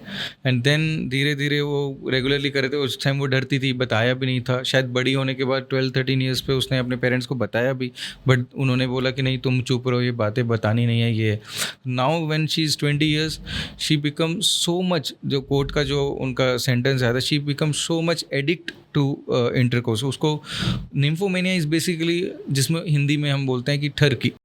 ओके. हाँ, जो एक्सेसिव सेक्सुअल डिज़ायर, उसको निम्फोमेनिया. तो अब वो उसके साइकोलॉजी पे इतना ज़्यादा इफेक्ट पड़ा है कि she is being rape, number 1. एक तो उसका बेसिक फ्रीडम इतना बड़ा आप उसके ऊपर टॉर्चर कर रहे हो, रिपीटेडली उसको कोई सपोर्ट भी नहीं है, रिपीटेडली कर रहे हो. उसके बाद उसको उसकी फैमिली से भी सपोर्ट नहीं है. हार्मोन्स जाना, ये हार्मोन इम्बैलेंस भी कर देता है. और उसके पेरेंट्स भी उसको सपोर्ट नहीं कर रहे हैं, उसको help, nobody is ready to listen to her. तो वो कोई ना एलिगेशन कर सकती, ना उसको कोई जस्टिस मिल रहा है. वो she is being forced to, कि हाँ जो चल रहा है वो चलने दो. तो वो now later on she started enjoying it. और वो एंजॉय करने के बाद now she is having multiple partners. वो उसको एंजॉय करते, वो उस चीज़ पे चली गई. एंड नाउ जिसको वो पसंद करती है उसके साथ वो एलोप बाहर भाग गई है. तो अब उनके पेरेंट्स को दिक्कत हो रही है, वो उसकी कंप्लेंट फाइल कर रहे हैं एंड ऑल. सो यहाँ पे प्रॉब्लम आया है. तो वहाँ पे कोर्ट ने क्लियर कट वर्डिक्ट दिया है कि इसकी मेंटल हेल्थ पे इतना ज़्यादा अफेक्ट हुआ है कि शी बिकेम लाइक दिस. वो काफ़ी रेयर केस था. इतना this is very intense, yaar. Just imagine how her life would be. 6 years of age and continuous repeatedly she's forced for that rape. Instead of holding that neighbor, और क्या चल रहा है उसके मेंटल हेल्थ के. मुंबई जैसी जगह पर, मतलब मुंबई ऑलरेडी इधर से हम एडवांस भी हो सकता है. बहुत सारे, मैं कह रहा हूँ ना, बहुत जगहों पे होता है, इवन रूरल एरियाज में, अर्बन एरियाज में भी. बट देन कितनी बार वो बाहर आके बता पाती हैं लड़कियाँ. नहीं बता पाते हैं। तो दैट्स द रीज़न, वो नहीं बता पाते हैं। पेरेंट्स कितने सपोर्टिव हैं, क्या है, उस पर भी डिपेंड करता है। पेरेंट्स अगर नहीं यार हमारी बदनामी होगी ये हो करके नहीं जाते हैं, बहुत लोग आज भी नहीं जाते हैं, and that is wrong actually. तो उनसे इनको बढ़ावा मिल जाता है, दे स्टार्ट डूइंग दैट। कभी ऐसे भी होता है कि किसी को वो लग रहा है सेक्सुअल प्रॉब्लम है, बट वो इवेंचुअली ईडी के किसी, सॉरी ईडी नहीं, एसटीडी के किसी या उसके सिम्टम्स निकले या कुछ। कभी कभी लोग गलत जज कर लेते हैं खुद की प्रॉब्लम को, बट इवेंचुअली आपको बाद में पता चलता है मेडिकली टेस्ट करके कि यार ये it is something else and it is related to STD और समथिंग। होता है, कई बार होता है। Sexually transmitted infections are very common, specially when जब सेक्स एजुकेशन इतना नहीं होता है, प्रिवेलेंट नहीं है। तो रूरल एरियाज़ में कई बार होता है, दे इंडल्ज इनटू अनहेल्दी प्रैक्टिसेस, जिसको हम हाई रिस्क बिहेवियर बोलते हैं, जैसे अनप्रोटेक्टेड इंटरकोर्स करना या मल्टीपल पार्टनर्स, स्पेशली जो सेक्स वर्कर्स हैं अगर उनके पास जा रहे हैं, तो all this comes into high risk behaviour. तो हाई रिस्क बिहेवियर से sexually transmitted infections are very common और they definitely affect your health. तो उससे AIDS is one out of many, right? AIDS तो बस एक बात है, वो एक्चुअली सेक्सुअल हेल्थ पे इतना अफेक्ट नहीं करके पूरे बॉडी की इम्यूनिटी कम कर देता है। तो एड्स तो जस्ट एक चीज़ है, HIV is just one thing, ठीक है। बट उसके अलावा कई sexually transmitted infection, for example gonorrhoea है, तो कई इन्फेक्शन ऐसे हैं। सर ये गोनोरिया इज समथिंग, एक बैक्टीरिया होता है। तो गोनोरिया बैक्टीरियल इन्फेक्शन हो गया जो सेक्सुअली, यूजुअली फीमेल्स में जो प्रोस्टिट्यूट्स हैं, सेक्स वर्कर्स हैं, उनमें यूजुअली यू फाउंड देम। तो वहाँ से अगर ये मेल सेक्सुअली ट्रांसमिट होके मेल यूरिथ्रा को अफेक्ट करता है, यूरिथ्राइटिस करेगा, यूरिथ्रा को अफेक्ट करके वहाँ पे पस निकलने लगेगा वहाँ से। ये सिम्टम्स हैं उसके। फिर बस तो इनिशियल डेज में, बाद में चल के स्ट्रिक्चर बन जाता है। Stricture is very bad disease, उसमें पूरा यूरिथ्रा नैरो होने लगता है, पेशेंट को पी करना भी डिफ़िकल्ट हो जाता है, ठीक है। और सेक्सुअली भी जो डिस्चार्ज करना है, इजैकुलेशन भी स्लो हो जाएगा क्योंकि वो बंद हो चुका है, कई बार पूरा ही बंद हो जाता है। So it's very bad thing. फिर क्या अगर इसमें कोई बहुत तो क्रिटिकल पेशेंट जब आएगा वो सेक्सुअल प्रॉब्लम के लिए आएगा, but actually the reason was STD और STI, और वो इफेक्ट उसकी सेक्स लाइफ पर कर रहा है, तो उसे वो कहीं ना कहीं ED या उससे रिलेटेड लग रहा है। ये तो सिर्फ मैं यूरिथ्रा का बताया। Sexual infection can go and transmit affect the testis as well, तो टेस्टिस पे अफेक्ट करके उसका स्पर्म काउंट, उसके टेस्टोस्टेरोन लेवल्स पे अफेक्ट कर सकता है। इन सबका लास्ट जो सोल्यूशन है वो ऑपरेट करना ही है। स्ट्रिक्चर को यूजुअली ऑपरेट करना होता है। अगर सेक्सुअल खाली फंक्शन डिसफंक्शन है, जैसे इरेक्टाइल डिसफंक्शन, तो कई चीज़ें हैं। Medically we can treat, injections हैं, नहीं हो रहा है कुछ डिवाइस हैं, और we do have penile prosthesis, जैसे पेनाइल इम्प्लांट करते हैं आजकल। तो there are lot of things, but what my message is, crux is lack of knowledge, lack of proper sex education. अगर आप ये चीज़ करो तो कितनी चीज़ें प्रिवेंट हो जाती हैं। बहुत मेजर फैक्टर है हाइजीन इस चीज में। Obviously. I think it is the beginning of any problem, hygiene. So आप बेसिक चीज़ें ये स्कूल लाइफ में ही अगर ये एजुकेशन करो, इनकॉर्पोरेट करो, तो that is the best thing. जिसमें सेक्सुअल एजुकेशन हो, जिसमें ये प्रॉपर हाइजीन की चीज़ें हों। नहीं होता है, बहुत लोगों को नहीं पता होता है। Even up to 10th standard 12+2 तक भी लोगों को ज़्यादा नहीं पता होता है। कई लोग इग्नोरेंट होते हैं बहुत ज़्यादा। ये ज़रूरी है अगले पार्टनर को एड्स होगा, HIV होगा तभी वो चीज़ होगी, या ये हैविंग मल्टीपल पार्टनर्स, अगर आप लकी हो और किसी को भी कुछ नहीं था इन्फेक्शन, तो you can get out of it. But sometimes infection किसी ना किसी को निकलता है, and how you can be sure? जब इन्फेक्शन आपको हो जाएगा तब तो आप कुछ कर नहीं पाओगे। तो बेटर है, it is always better to practice healthy. तो ये सर्वर एड्स की बिगनिंग कहाँ से हुई है इस चीज़ की, HIV की? HIV तो एक जस्ट एक टर्म है। STI में तो बहुत सारी चीज़ें हैं। HIV बेसिकली जो ह्यूमन बींग्स में आया था, it was first coming from an African monkey, एक अफ्रीकन गोरिल्ला से वहाँ से आया था। That what I was wondering कि ये फर्स्ट टाइम कहाँ से, और वहाँ से वो वायरस वहीं से आया, and it was in late 1979 something about the first time we got reported that HIV patient. After that the incidents आज तो बहुत है, इंडिया में ही इतना ज़्यादा हो गया है। सो देयर आर ऑब्वियसली उसके काफ़ी टाइम बाद सोल्यूशन स्टार्ट किया, इन्होंने इस पर स्टडी किया होगा, तब तक वो आई सपोज फैल गया, काफ़ी ज़्यादा फैल गया। तो the reason is this only ना, कि अनहेल्दी प्रैक्टिसेस, से unprotected intercourse, having multiple partners. So you can not be sure कि जो भी पार्टनर्स के साथ आप जा रहे हो, they are not affected by that, they are not affected. मेरे पास सोमालिया से पेशेंट्स आते हैं, सोमालिया से हाँ, सर? सोमालिया से एक पेशेंट है, one lady from Nigeria. So she came to me as a patient. पूरा बात किया, सब ट्रीटमेंट हो गया, सब किया. She was taking since last 10 years, she was taking anti retroviral therapy, that is जो HIV के ट्रीटमेंट के लिए जो मेडिसिन लेते हैं सिंस 10 years चीज़ है. उनको देख के she is so healthy, she is regularly taking medication, so she is leading a normal life. उनको देख के कोई नहीं बोलेगा. She herself told me that I have 2 kids. मैंने through out my pregnancy she टूक प्रॉपर मेडिकेशन जिससे mother से चाइल्ड को ना ट्रांसमिट और हो. वो नहीं हुआ उन्हें? नहीं हुआ लकीली. और उसको, वो मुझे कहती है उसके हस्बैंड को अभी तक नहीं पता that she is HIV positive. अच्छा, मतलब इतनी That's so एडवांसमेंट आ गई सर मेडिसिन में. See it depends. तो मेरा ये कहना है कि बहुत कुछ है, ऐसा नहीं है कि HIV हो गया उसको बात में नहीं कर. See one thing more I would like to tell you through your platform कि हम ऐसे उनको मतलब नीचा नहीं दिखा सकते, उनको इतने डेरोगेटरी टर्म्स यूज़ नहीं कर सकते. हाँ उसको HIV, ऐसा नहीं. इवन वी बीइंग डॉक्टर्स, अगर कोई पेशेंट हमें पॉजिटिव भी मिलता है, हम उनको ऐसे नहीं बोल सकते HIV. We use to tell, हमें कुछ अलग टर्म्स यूज़ करने पड़ते हैं. दैट हमें हमारी फाइल पे मेंशन करना पड़ता है that use universal precautions. So it's not about only HIV, that can B hepatitis B और हेपेटाइटिस C और any other blood transmitting virus. So the thing is हम उनको ऐसे नहीं लेबल कर सकते कि यार यहाँ उसको एड्स है, उसको ये है. That is derogatory. हमें वैसा नहीं करना चाहिए और करना भी नहीं चाहिए. राइट. ओके. और ये कोई छूने से तो ये फैलने वाला है नहीं. इस पे तो हम बचपन से एड्स भी देख रहे हैं, दूरदर्शन के टाइम पे ऐड है.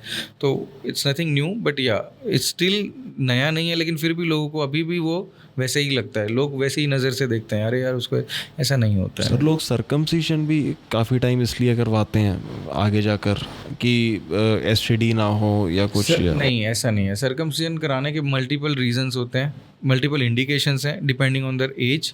और हाँ, ये एक नॉन एंटिटी है कि सर्कमसिजन से STI का इंसिडेंस कम है. ये प्रूवन फैक्ट है कि circumcision does help in decreasing the possibility of the risk of sexually transmitted infection, but not in every case. ऐसा नहीं कि सर्कमसिजन कर लिया तो you can not get STI. It's not 100%. Chance कम है. तो और इसीलिए नहीं लोग आते हैं कि हाँ मेरे को सर्कमसिजन कर लो, मुझे STI का डर है. ऐसा नहीं है. सर्कमसिजन के अपने खुद इंडिकेशंस हैं. Circumcision is basically surgery in which we cut the foreskin, prepuce को कट कर देते हैं. यू रिकमेंड कि a person should go for it? We do it for congenital reasons. जैसे छोटे बच्चे हैं, न्यूबॉर्न्स हैं, इन्फेंट्स हैं, 1 साल या 2 साल या 3 साल की उम्र तक अगर उनका नहीं पीछे जा रही है skin, it is done for phimosis. Phimosis मतलब जो फोर स्किन पीछे रिट्रैक्ट नहीं हो पाती है. तो जब फोर स्किन पीछे नहीं जा पा रही है तो बच्चों में तो इंडिकेशन है उनको यूरिन पास करने में डिफिकल्टी हो रही है. तो अगर हम नहीं करेंगे तो सर कौन सी एज ग्रुप की हम बात कर रहे हैं? Less than 3 years, less than 5 years उनका करना पड़ता है. देन जब थोड़े एडोलेसेंस में और इसमें आ जाते हैं, दे गेट रिकरेंट ड्राइनेस होने लगे या इन्फेक्शन है या टाइट फोर स्किन जा रहा है, तो उनको सेक्स करने में डिफ़िकल्ट होता है, स्पेशली आफ्टर लेट 18s और 20-25 के आसपास तब. या even there can be thing called as tight frenulum, जहाँ पे फ्रेन्यूलम मीन्स ग्लांस और उनके पेनिस के बीच में एक थिन सी स्ट्रीम, एक थ्रेड सी अटैचमेंट होती है. तो वो कई केसेस में बहुत टाइट होता है. तो usually it should be elastic, ताकि जब पेनिस स्ट्रेच होता है इरेक्शन के लिए तब वो भी इक्वली स्ट्रेच होना चाहिए. But then if it is tight it doesn't get equally stretch during erection, तो वो एक बेंड सा करके रखता है. और जब बेंड रहता है ग्लांस पे, तो जब इंटरकोर्स कर रहे हैं, फ्रिक्शन हो रहा है, उस समय it can B painful, plus वो टॉर्न आउट हो सकता है, ब्लीडिंग हो सकता है वहाँ से. तो कई बार पेशेंट्स आते हैं कि यार हम इंटरकोर्स कर रहे थे और सडनली पेनिस से ब्लीड होने लगा. This is the reason. Tight frenulum is the reason. तो ऐसे पेशेंट्स को यूजुअली सर्कमसिजन काफ़ी हेल्प करता है. तो उनका फ्रेनुलम डिटैच हो जाता है, because frenulum is of no use, तो डिटैच हो जाता है. प्लस उनको उनका बेंड जो है वो नहीं होता है, तो ईज़ रहता है. तो ऐसे पेशेंट्स हैं. प्लस डायबिटिक पेशेंट्स हैं जो 30s 40s या इवन 50s में. डायबिटिक पेशेंट में रिकरेंट बैलेनाइटिस होता है. बैलेनाइटिस इज़ ग्लांस का बार बार रेडनेस होना, इन्फेक्शन होना. तो वो बार बार रिकरेंट इन्फेक्शन से भी फोर स्किन जो है चिपक के वो खुलती नहीं है फिर. So they get secondary phimosis, यानी कि कंजेनाइटल नहीं था, अभी बनने लगा उनको ओल्ड एज में, because of diabetes, because of recurrent infection, because of multiple reason. तो उनके लिए एडवाइस है वो एक रीज़न होता है, बेलानाइटिस, जेरोटिक ऑब्लिटरेंस. तो इन सब चीज़ों के कारण फाइमोसिस हो सकता है और फिर उनमें इंडिकेशन बनता है सर्कमसिजन का. But now it is we are getting patients जो just because of trend, out of trend आके सर्कमसिजन कराना चाहते हैं. They don't have any of this problems, लेकिन वो बस कराना चाहते हैं to have fun, to just enjoy new pleasure in their sex life. ऐसे भी अभी पेशेंट्स हमें मिलते हैं. सर कोई मिथ भी होंगे ना इससे रिलेटेड जो may be they must be knowing? ऐसा जो कुछ करवा नहीं, रहा है. बेसिकली ऐसा कोई प्रूवन फैक्ट नहीं है, to be very honest. But yeah हाँ, ये है कि circumcised men they do have less chance of, less risk of STI. और अब किस एज पे आपका सर्कमसिजन हो गया है उस पर डिपेंड करता है. Because phimosis is a risk factor for penile cancer as well okay. Long run में, क्योंकि जब वो क्लियर नहीं होता है वहाँ से. स्मेग्मा इज़ अ वेस्ट थिंग, जो डेड शेड होता है जो ग्लांस और इनर फोर स्किन से, वो वहाँ पे डिपॉजिट होता है, डेली डिपॉजिट होता है, तो डेली साफ़ होना चाहिए. बट देन जब वो नहीं क्लीन हो पाता है फाइमोसिस के कारण, वो पीछे रिट्रैक्ट नहीं हो रही स्किन, तो वो अंदर ही अंदर अक्यूमुलेट होता है and then it irritates, chronic irritation. तो सर ये उसके तो कारण कैंसर भी हो सकता है. ये तो काफ़ी नॉर्मल चीज़ है ना, ये तो क्लीन करना, और it's a part of our I think bathing and brushing routine. Skin पीछे नहीं जाता. So recently I came across a patient, 29 years old male, married, he had 2 children. और वो मेरे पास आए कि इचिंग हो रही है इसको, पेनिस पे बहुत इचिंग है and lot of pain sometimes he get and severe itching जो मेडिसिन से भी ठीक नहीं होती. So when I examined him he was having phimosis. बिल्कुल स्किन पीछे नहीं जा रही है, बट हाँ इतनी ओपन है कि जो यूरिनरी मियाटिस है वो खुला है, वो ओपन है, एक्सपोज है. सो आई थिंक इसीलिए शायद उसको यूरिन कर पा रहा था, करने में दिक्कत नहीं आई, और इसीलिए शायद इजैकुलेशन भी हो गया and that's why he conceived also. मतलब उनको प्रेगनेंसी हो गई, बच्चे हो गए, सब हो गए. But he never realize. और फिर मैंने जब उनको पूछा तो वो कह रहा है उसको बचपन से ही कभी he never saw his glans penis, कभी उसने देखा ही नहीं था बचपन से. तो ऐसे भी केसेस हैं. सो when I did his circumcision, तो जब एक्सपोज किया हमने ग्लांस को, जब कट किया स्किन, और जब when we expose the glans, it was fully covered with lot of smegma, very foul smelling smegma. जब उसको मैंने दिखाया वो फोटो, वो खुद हैरान हो गया कि ये ऐसा इतना दिन से था. तो सबसे बड़ी बात ही wasn't aware कि ये कभी, ये तो वही बात होगी कि अभी हाथ कभी ऐसे नहीं किया, पता ही नहीं हाथ ऐसे होता भी है क्या. बिल्कुल वही बात है. And he was not from a very poor socio economic this thing, not from a rural setup. Chandigarh में आके मिला है. And then also but and sir you were his first approach, या कभी कभी ऐसे होता है लोग कभी किसी स्किन के डॉक्टर के पास चले आते हैं कुछ? नहीं, वो शायद मेरे पास फर्स्ट ही came to me for the first time. But yeah we do get patient जो ऑलरेडी, जैसे मैंने बताया, सेक्सुअल कॉज के लिए जब आते हैं रीजंस के लिए, तब usually they land up having multiple consultations. बहुत सारे पहले किसी आयुर्वेदिक डॉक्टर के पास भी जाएंगे, सम दिस हकीम बाबा, something like that. And then they will also some friends का ही कोई सजेशन लेके दवाई स्टार्ट करेंगे, मेडिसिन स्टार्ट करेंगे. फिर मल्टीपल हो सकता है, मल्टीपल एंड्रोलॉजिस्ट के पास भी दिखा के आए हैं, that is also possibility. So we see all type of patients, we do see all kind of patients. Sir ये जो आपने इससे पहले केस बताया, कुछ नहीं तो आपके हिसाब से क्या प्रॉब्लम कहाँ आई है? उसमें इतनी हिम्मत नहीं थी कभी कि इस चीज़ को डिस्कस करे किसी से. ना अपने फ्रेंड से भी शायद उसने कभी डिस्कस नहीं किया होगा ये चीज़, कभी भी नहीं. ना अपने पेरेंट्स से, फादर से नहीं, कभी अपने फ्रेंड से, कलीग से नहीं. एंड देन मुझे ये था कि शादी होने के बाद शायद उसकी वाइफ से भी उसने कभी, और वाइफ भी उतनी बोल्ड नहीं होगी या वो नहीं कि वो खुल के बोल सके कि हाँ यार this is something which is abnormal. Sir कैसे ये पॉसिबल है कि बच्चे हो गए, सारा हो गया, स्टिल मैंने बताया ना, बच्चे इसलिए पॉसिबल है क्योंकि हिज मियाटिस वाज एक्सपोज्ड एटलीस्ट, तो इसीलिए शायद इजैकुलेशन में दिक्कत नहीं आई. बच्चा करने के लिए what is minimum is required is that ejaculate should go into the vagina, or ejaculate should have good sperm concentration and sperm motility. तो उतना अगर है तो हो जाता है. So phimosis is not something which will affect your fertility, right? Only conceiving का problem सिर्फ तब आ सकता है जब वो पूरा ही बंद हो, मियाटिस भी बंद हो, इजैकुलेट डिपॉजिट ही नहीं हो पा रहा वजाइना में, फिर नहीं हो पाते शायद बच्चे. फिर शायद वो पहले भी आ जाता. For infertility he might have approached में.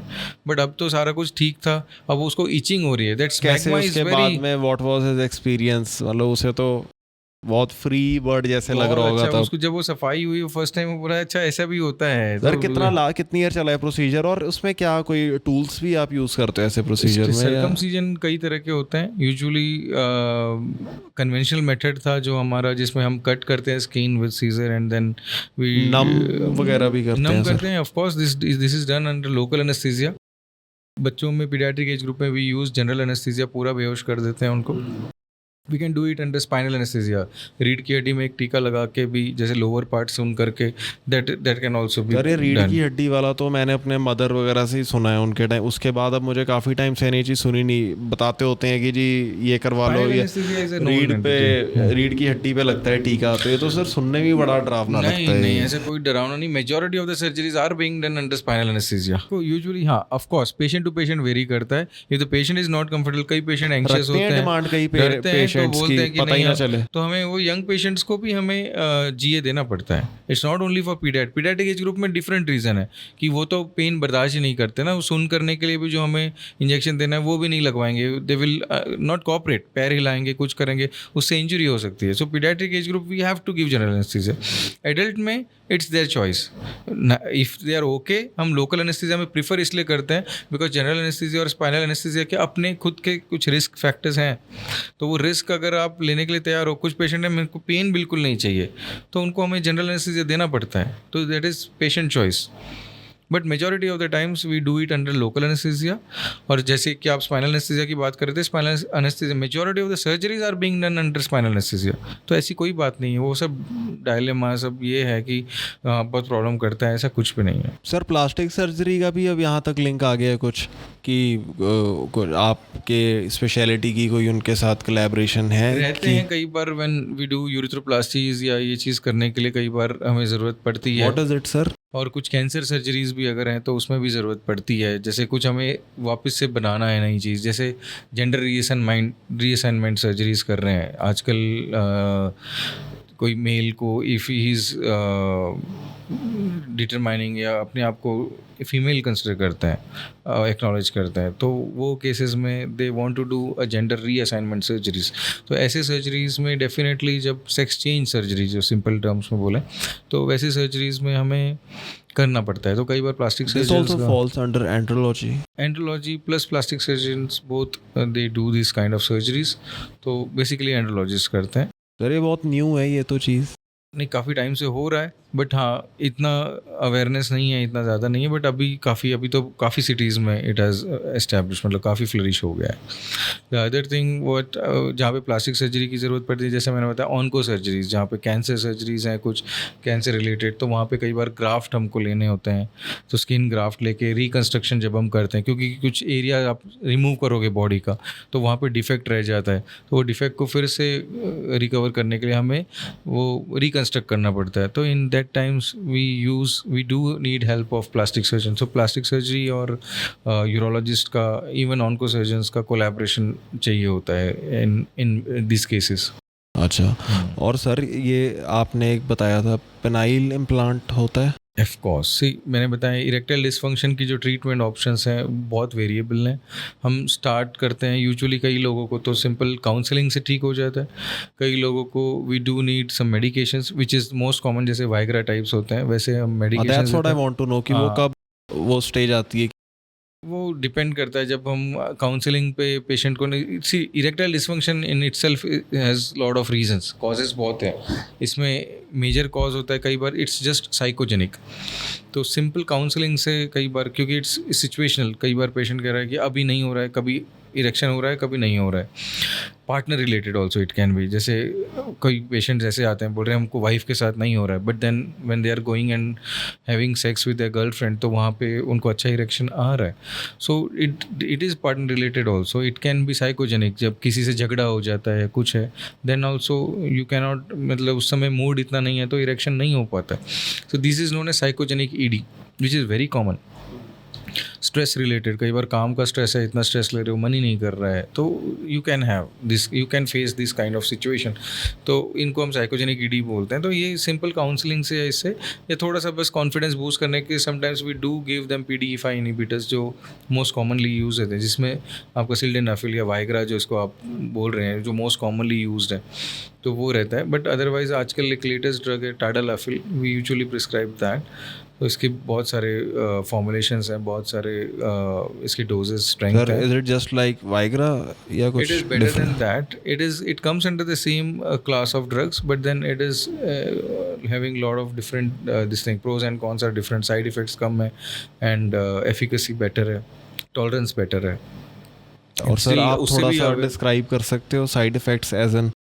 साइड इफ़ेक्ट्स यूजुअली ये हैं कि समटाइम्स यू गेट हेडेक, थोड़ा सा प्रोलॉन्ग्ड हेडेक रहता है, लोअर बैक एक रह सकता है, plus majority of the times कई रेयर केस में यू कैन गेट प्रायपिज्म, जैसे एकदम से ये वाइग्रा का आप बता रहे हो राइट? प्रायपिज्म हो सकता है, जैसे पेनिस इरेक्ट हो गया तो फिर वो बैठ ही नहीं रहा, वापस से फ्लैसिड स्टेट में जा ही नहीं रहा है। So that is also condition which is very serious. तो इरेक्शन नहीं जा रहा है तो वेसल्स वहीं पे वेसल्स वो ग्लो हो रहे हैं, मतलब वहीं पे पूरा ब्लड एक्यूमुलेट हो रहा है पेनिस में, और वो उस स्टेज में पेनाइल गैंग्रीन तक हो सकता है। तो इट्स अ सीरियस कंडीशन। तो ये rare very rare of the rarest side effects of this class of drugs, but then it is possibility. बाकी हाँ, जिनको ऑलरेडी हार्ट के पेशेंट्स हैं, जैसे हार्ट अटैक की हिस्ट्री है पहले, या कुछ ब्लड थिनर्स ले रहे हैं, या at risk of heart disease है, तो उनमें भी इन ड्रग्स का साइड इफ़ेक्ट हो सकता है। So this has to be use very cautiously in those kind of patients, क्योंकि this can precipitate a heart attack. और सर जैसे इसमें से किसी से भी सोल्यूशन नहीं मिल रहा या सॉल्व हो रहा, वो फिर penile implant is the last resort, या कई केसेस में तो penile implant is the only resort, और मेजॉरिटी ऑफ द केसेस में penile implant is the last resort. जब कई चीज़ें नहीं कर पा रहे हैं तब जाना है, पर कुछ चीज़ें ऐसी हैं जहाँ पे दवाइयाँ या वो सब चीज़ें काम ही नहीं करेंगी, you have to go for penile implant. Sir ये तो इनका बहुत वैलिड लग रहा है मुझे, इन पेशेंट्स का रीज़न कि ये एक नेसेसिटी लगा लो, या एक ये बहुत मतलब नॉर्मल है, but some people are just I think they are opting penile implant just for the sake of they want to increase the length. Penile implant is not only for length के लिए नहीं है, but या length के लिए you can use it, but then remember one thing, penile implant is an irreversible thing. Once you have opted for penile implant, you cannot get natural erection after that, that's for sure. अच्छा, it is artificial erection.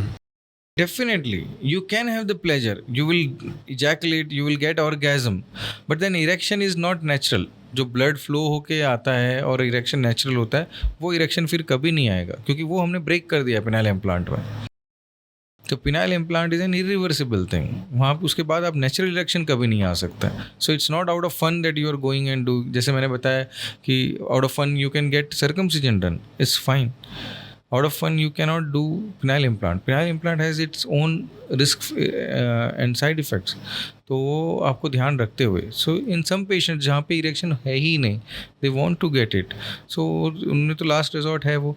कुछ patient में जहाँ पे vascular injury, because erectile dysfunction can be of multiple, can be because of multiple reasons. जैसे मैंने बताया psychogenic, जहाँ पे कुछ करने की ज़रूरत नहीं है, बस काउंसलिंग रीएश्योरेंस, बट जहाँ पे मेडिसिन दे सकते हैं। एक रहता है वेस्कुलोजेनिक, जहाँ पे वेसल्स लेके जा रहे हैं, ब्लड लेके जा रहे हैं पेनिस की तरफ, वो अफेक्टेड है, वो हैम्पर्ड है। तो जब ब्लड सप्लाई ही नहीं है, हाँ, जब ब्लड सप्लाई ही नहीं है, तो फिर वो ब्लड ही नहीं अंदर आएगा तो इरेक्शन नहीं होगा। उनका जो नॉर्मल मैकेनिज्म है इरेक्शन का, वही अफेक्टेड है। So in those cases we have to do penile implant, उनमें करना सर कोई भी एज हो सकती है राइट? कोई भी एज हो सकती है, यूजुअली यंग एज में। एल्डरली, जहाँ पे मेरी ट्रेनिंग हुई थी, जहाँ पे मैं I have been trained from a very premier institute in Hyderabad, Asian Institute of Nephrology Urology, तो वहाँ पे भी वी सॉ अ पेशेंट, मेरे को अभी भी याद है हमारी ट्रेनिंग में, he came from Somalia, he was around 74 years.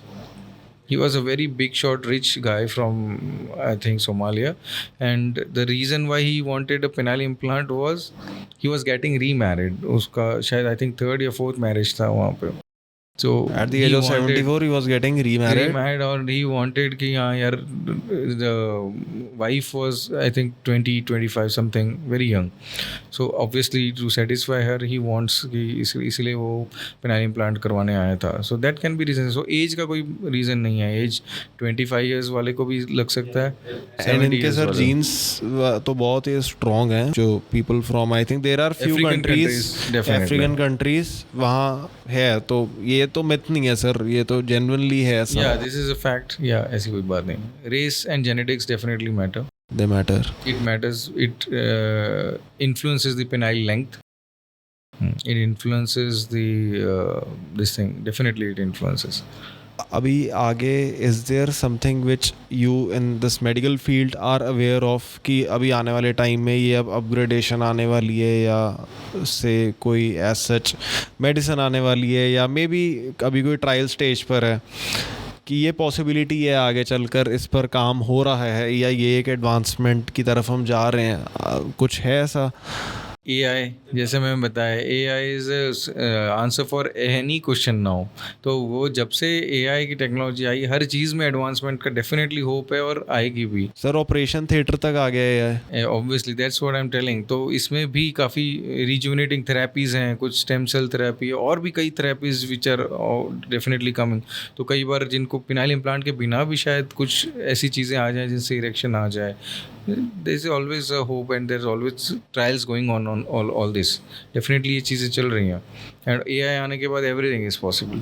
I hope this podcast will be of good help to the people out there. तो इसके बाद सीरीज ऑफ वीडियोस आने वाली है हमारी सर के साथ, और मैं चाहता हूँ कि आप लोग जितने भी मेरे व्यूअर्स हैं हमें और कमेंट में क्वेश्चंस लिखो. आई विल मेक श्योर कि अगली बार जब मैं सर के साथ पॉडकास्ट करूँ तो वो सारे क्वेश्चंस आपके आंसर होंगे.